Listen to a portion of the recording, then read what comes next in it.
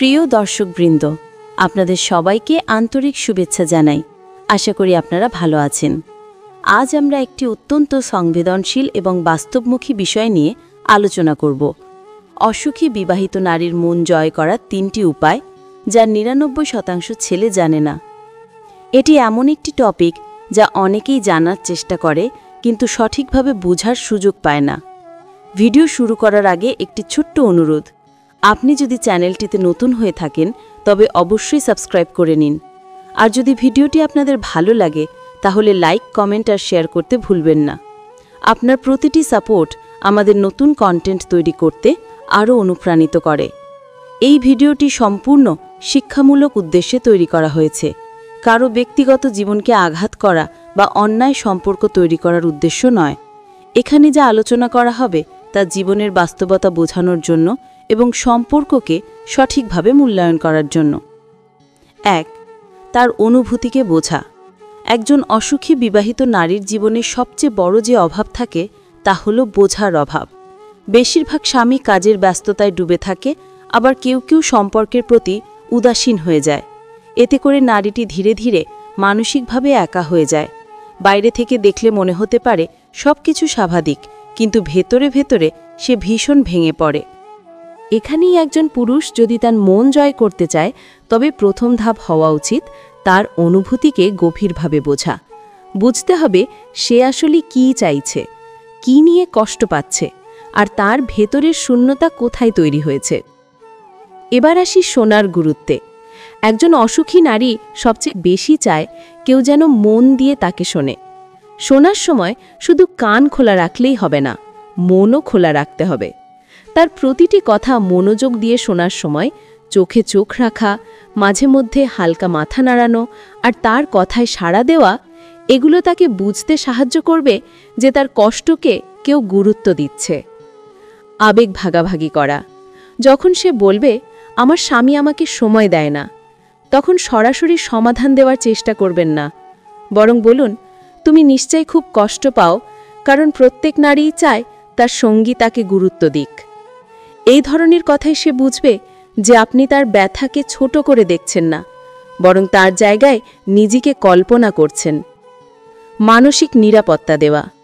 একজন অসুখী বিবাহিত নারীর মন জয় করতে হলে তাকে মানসিক নিরাপত্তা দিতে হবে, যেন সে মনে করে আপনার কাছে তার অনুভূতি গোপন থাকবে, আপনি কাউকে কিছু বলবেন না। তার এই বিশ্বাস তৈরি হলে ধীরে ধীরে সে নিজের কথা খুলে বলতে শুরু করবে। প্রশংসা করা। অনেক সময় অসুখী নারীরা স্বামীর কাছ থেকে সামান্য প্রশংসাও পায় না, তাই তার সামান্য কাজেরও প্রশংসা করুন। যেমন, সে সুন্দর করে কথা বললে বলুন, তুমি খুব সুন্দরভাবে বোঝাতে পারো, অথবা তার পোশাক দেখে বলুন, তোমার রুচি সত্যিই দারুণ। এই ছোট ছোট প্রশংসা তার ভেতরের শূন্যতাকে ভরিয়ে তোলে। তার দৃষ্টিভঙ্গিকে মূল্য দেওয়া। যখন সে কোনো বিষয়ে মতামত দেয় তখন সেটা গুরুত্ব দিয়ে শুনুন, তার মতামতকে খাঁটো করবেন না। এতে সে বুঝবে যে তার চিন্তাভাবনাও গুরুত্বপূর্ণ। একজন অসুখী নারী খুব দ্রুত আকৃষ্ট হয় সেই ব্যক্তির প্রতি যে তার মতামতকে সম্মান করে। ধৈর্য ধরে সময় দেওয়া। মন জয়ের প্রক্রিয়া রাতারাতি হয় না। হয়তো প্রথমে সে নিজের কথা বলতে চাইবে না, আবার কষ্ট লুকিয়ে রাখবে। কিন্তু আপনি যদি নিয়মিত ধৈর্য নিয়ে তাকে সময় দেন, তার পাশে থাকেন, তাহলে ধীরে ধীরে সে আপনাকে বিশ্বাস করতে শুরু করবে। তার ভেতরের শূন্যতা পূরণ করা। নারীর মন জয়ের সবচেয়ে বড় রহস্য হল তার ভেতরের শূন্যতাকে পূরণ করা। যদি সে মনে করে আপনি তাকে বোঝেন, আপনি তাকে গুরুত্ব দেন, আপনি তার পাশে আছেন, তাহলেই তার মনে এক নতুন অনুভূতি জন্ম নেবে। বাস্তব উদাহরণ।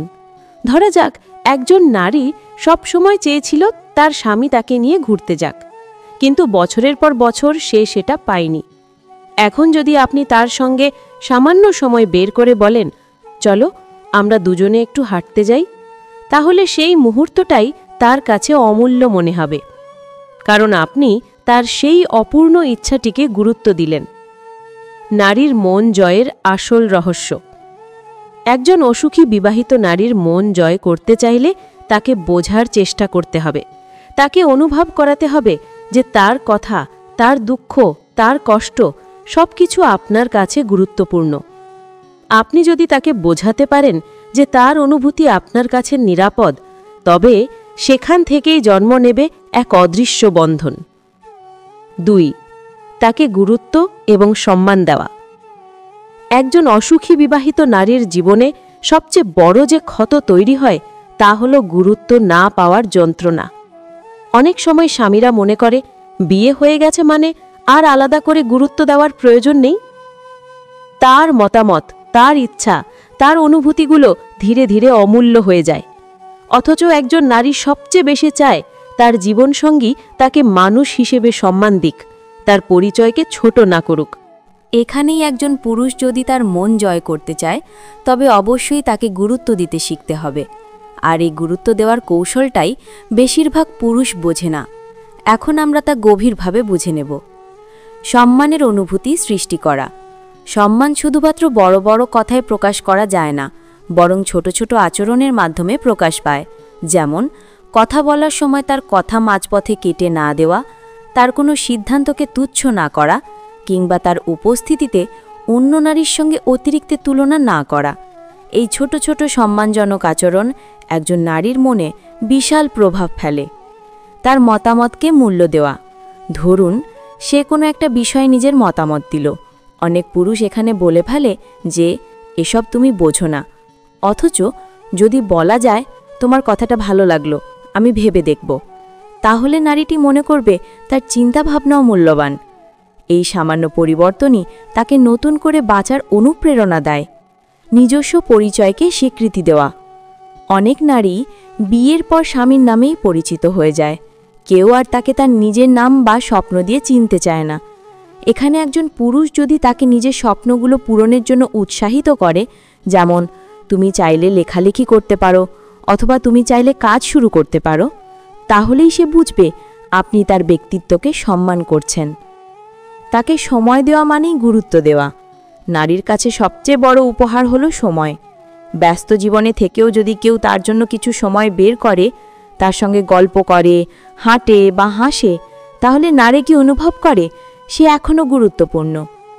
একা সময়ে বসে তার কথা শোনা, তার ভালো লাগা খারাপ লাগা বোঝা, এসবই তাকে মনে করিয়ে দেয় যে সে অবহেলিত নয়। তাকে সিদ্ধান্তে অংশীদার করা। পরিবারে বড় কোনো সিদ্ধান্ত নিতে হলে যদি তার মতামত চাওয়া হয়, তবে তার সম্মানের মাত্রা বহু গুণ বেড়ে যায়।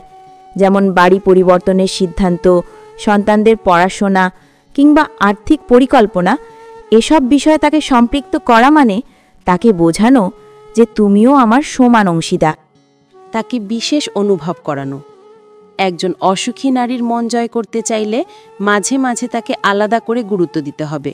উদাহরণস্বরূপ, তার জন্মদিন বা বিশেষ দিনে তাকে শুভেচ্ছা জানানো, ছোট কোনো উপহার দেওয়া বা শুধু বলাই আজ তোমার কথা মনে পড়ছে। এইসব ছোট ছোট উদ্যোগ তার মনে বড় প্রভাব ফেলে। তুলনা না করা। নারীর মন ভাঙার সবচেয়ে বড় অস্ত্র হল তুলনা। অমুকের স্ত্রী এটা পারে, তুমি পারো না, বা অমুক মেয়েটা তোমার চেয়ে অনেক সুন্দর।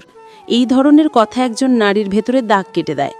একজন পুরুষ যদি তুলনা না করে বরং তার মতো করেই তাকে গ্রহণ করে, তবে নারীটি ধীরে ধীরে তার মনের দরজা খুলে দেয়। তার আত্মসম্মানকে আঘাত না করা। নারীর আত্মসম্মান ভীষণ সংবেদনশীল।